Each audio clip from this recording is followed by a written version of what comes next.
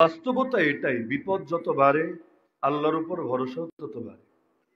মক্কার মুশরিকরাও সুখের সময় তো আল্লাহরে ডাকতো না, কিন্তু যখন বিপদে পড়তো, ধরেন নৌজানে উঠেছে, সামুদ্রিক ঝড়ের কবলে পড়েছে, বড় বড় ঢেউ আসছে, মনে হচ্ছে এখনই ডুবে মরবে, কোরআন বলছে তখন আর দেবদেবীর নাম মনে থাকতো না। ফাইদা রাকিবু ফিল ফুলক দাউল্লাহ মুখলিসিনা লাহুদ্দিন, ইখলাসের সাথে খাঁটি দিলে আল্লাহরে ডাকতে শুরু করতো, মনের মধ্যে আর কোনো ভেজাল থাকতো না। তসলিমা নাসরিনের নাম শোনেন নাই? আপনারা সিলেটবাসীরাই তো আন্দোলন করে দেশ ছাড়া করেছেন। এই বেটির কথা লিখেছে ডক্টর মোহিত কামাল তার আত্মজীবনীতে। কারাগারে বসে পড়েছিলাম, এইসব বই তো আর বাইরে পড়ার সময়ও নাই, সুযোগও নাই। কারাগারে 1 বছর, এখন এত বই পাবো কোথায়? লাইব্রেরিতে বই আছেই কয়টা? তো যা আছে আলিফ বা তার মতো একেবারে আলিফ থেকে ইয়া ফার্স্ট টু লাস্ট সবই পড়ে পড়ে খতম করেছি। এর মধ্যে কিছু তো ভালো, কিছু তো মন্দ, যা আছে তাই, যে বইসা থাকার চাইতে বই পড়া ভালো। তো একদিন পড়তে পড়তে দেখি ডক্টর মোহিত কামাল লিখেছে যে একদিন আমি আমার বান্ধবী তসলিমা নাসরিনের সঙ্গে নৌ ভ্রমণে গেলাম। সেই টেস্ট, বান্ধবীরা নিয়ে নৌ ভ্রমণে গেছে, মজাই তো আলাদা। তো এখন নৌজানে করে যাচ্ছে, হঠাৎ করে দেখে বিরাট বড় বড় ঢেউ আসতে শুরু করেছে, দানবের মতো, পাহাড়ের মতো ঢেউ। এখন তো ভেতরের ইস্কো সব খতম হয়ে গেছে। নিজে বাঁচলে না বাপের নাম, প্রেম প্রীতি আর বন্ধু বান্ধবী পরে, আগে তো দুনিয়ায় বেঁচে থাকা লাগবে। এখন তো বেটা ভেতরে পানি নাই, আর কি হবে, কেমনে কি করবে কিছুই বুঝছে না। সে বলে আমি নিজেও ছিলাম হয়রান, নিজেও ছিলাম পেরেশান, কিন্তু হঠাৎ তাকিয়ে দেখি আমার বান্ধবী তসলিমা নাসরিন এক কোনায় জবুথবু হয়ে বসে চোখ দুটো বন্ধ করে কি জানি জপছে, কি জানি বলেই যাচ্ছে। তো আমি কানটা তার দিকে করলাম শোনার জন্য যে কি বলে দেখি তো। এখন দেখি সে এক নাগারে বলেই যাচ্ছে আল্লাহ আল্লাহ আল্লাহ আল্লাহ আল্লাহ আল্লাহ। ভাবতে পারেন সুখের সময় যে ইসলাম রে কোপাতে আর মুসলিম উম্মার বিরুদ্ধে বিষোদ্গার করতে দ্বিধা করে না, বিপদের সময় সেও আল্লাহকে ভুলে থাকতে পারে না। কারণ জানে লা মালজা ওয়ালা মানজা মিনাল্লাহি ইল্লা ইলাইহি, আল্লাহকে বাদ দিয়ে আশ্রয় পাওয়ার কোনো জায়গা নাই। আল্লাহর দুয়ার ছেড়ে কোনো দুয়ারে মুক্তির আশা করেও কোনো লাভ নাই।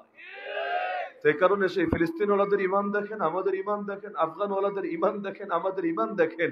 আরে যাদের চোখের সামনে মৃত্যু তারা দেখেছে, আরে ডান কানের লতির নিচ দিয়ে একটা বুলেট আর বাম কানের লতির নিচ দিয়ে আরেকটা বুলেট গেছে, এদের আল্লাহর উপর যে আস্থা আর যে ভরসা তৈরি হয়েছে, এটা আমার আপনার মতো মানুষের কিভাবে তৈরি হবে?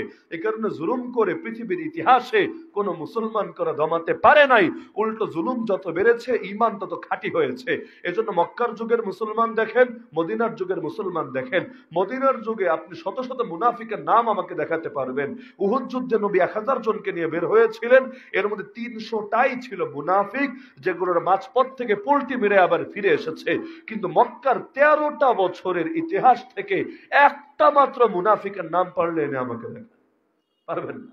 কারণ ইমানের জন্য যখন কোরবানি লাগে, কালেমা পড়লে যখন মায়ের শুরু হয়, জুলুম শুরু হয়, তখন ওই ভেজালগুলো টিকতে পারে না। সংখ্যায় কম থাকে, যেই কয়টা থাকে খাঁটি প্রোডাক্ট থাকে, খাঁটি মাল থাকে। নবী যখন হিজরত করেন মুসলমান 1000ও হয় নাই, সংখ্যায় কম, তাতে কি? কিন্তু এদের হাতেই তো বদরের বিজয় এসেছে। ইমানে এমন নূর, এমন পাওয়ার হাসিল করেছে, যার সামনে গোটা পৃথিবীর কুফরি পরাশক্তি নতি স্বীকার করতে বাধ্য হয়েছে। আল্লাহ রাসূল সাল্লাল্লাহু আলাইহি ওয়াসাল্লাম সবাইকে এক ভ্রাতৃত্বের বন্ধনে আবদ্ধ করেছেন, যে তুমি সাদা হও, তুমি কালো হও, তুমি ধনী হও, তুমি গরিব হও, তুমি যাই হও না কেন, যদি তুমি ঈমানদার হও তাহলে একজন আরেকজনের ভাই। কোরআনে জানাচ্ছে ইন্নামাল মুমিনুনা ইখওয়া। এমনকি ভ্রাতৃত্ব ধরে রাখার জন্য নবী এত বেশি কঠোরতা করতেন। একবার যুদ্ধের ময়দানে মুসলমানদের মধ্যে 2টা গ্রুপ হয়ে গেল। কেমনে?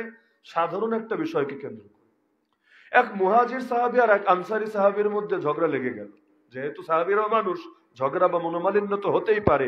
মুহাজির মানে বোঝেন তো, যাদের বাড়ি কই? মক্কায়। আর আনসারী মানে এদের বাড়ি কই? মদিনায়। তো এখন আল্লাহর রাসূল তো মদিনায়, আর তারাও তো হিজরত করে এসেছেন মদিনায়। তো মদিনার সাহাবীর সঙ্গে ঝগড়া লেগে গেল। মক্কার সাহাবী তারে একটা আঘাত করে বসলো। এখন মদিনার সাহাবীর প্রেস্টিজে লাগলো, আরে তুই আরেক দেশ থেকে ওরে এসে আবাদি হয়ে তুই আমার গায়ে হাত তুলবি, মেজাজটা গরম হবে না? আরে তুই নোয়াখালী থেকে, কুমিল্লা থেকে, ময়মনসিংহ থেকে, নেত্রকোনা থেকে উঠে এসে তো আমার গায়ে হাত দিবি, এত বড় সাহস, তোরে দেখে ছাড়বো? এটা যে কারো ইগোতে লাগবে, প্রেস্টিজে লাগবে। তো সেই সাহাবী উত্তেজিত হলেন, আজকে তোর একদিন কে আমার একদিন। ইয়া আল আনসার, আনসারী সাহাবীরা কে কোথায় আছো, জলদি আসো, জলদি আসো। এক ডাক শুনে আর যায় কোথায়, সবাই ছুটে আসলো। এখন মুহাজির সাহাবী ভাবলো ওরা তো সবাই এসে পড়েছে, আমি একা কি এতজনের সাথে কুলাতে পারবো? তো এখন একা একা লড়াই করে হবে না, সেও ডাক দিল, ইয়া আলাল মুহাজিরিন, হে মুহাজিররা তোমরা কে কই আসো, জলদি আসো জলদি আসো, হেল্প মি, আমারে বাঁচাও তাড়াতাড়ি এদের হাত থেকে। তো এখন মুহাজিররা এসে তার পাশে দাঁড়ালো, আনসাররা এসে ওই সাহাবীর পাশে দাঁড়ালো। দলকে একটা থাকলো না, দুইটা হয়ে গেল। অথচ মুসলমানদের দল হওয়া দরকার কয়টা? একটা। এক নবীর একই উম্মত হয়ে থাকবে, উম্মতের মধ্যে বিভক্তি যারা করবে, আরে আল্লাহ রসুল তো জানিয়েছেন আমার উম্মত ৭৩ দলে ভাগ হবে, কিন্তু এর মধ্যে জাহান্নামী হবে কয়টা? মাত্র, বেশি না, মাত্র ৭২টা। আর জান্নাতি হবে কয়টা? একটা। তো এখন জান্নাতি হবে একটা আর জাহান্নামী হবে ৭২টা, মানে নবীর আদর্শ ধরে সকলে এক থাকবে, একদল হয়ে থাকবে। এটাই তো ইসলামের শিক্ষা। এখন দুই দল হয়ে অবস্থা এতটা গুরুতর হলো যেন নিজেরাই যুদ্ধ লাগবে। এসেছিল কাফেরের বিরুদ্ধে যুদ্ধ করবে বলে, হাতে তো অস্ত্র আছেই, কিন্তু এখন নিজেরাই যুদ্ধ লাগবে, এমন এক অবস্থা। আল্লাহ রাসূলের কানে সংবাদ পৌঁছে গেল। আল্লাহ রাসূল আসলেন, সবাইকে এক করে বললেন, ইন্না লিল্লাহ মা বালু দাওয়াল জাহিলিয়া দাউহা ফাইন্নাহা মুনতিনা। আরে জাহিলি যুগের মতো কথাবার্তা কেন, তোমরা এগুলো ছাড়ো, এগুলো বড় পুতি দুর্গন্ধময় কথাবার্তা। তার মানে এই বিভক্তির ডাক এটা ইসলামী ডাক না, এটা জাহেলি ডাক।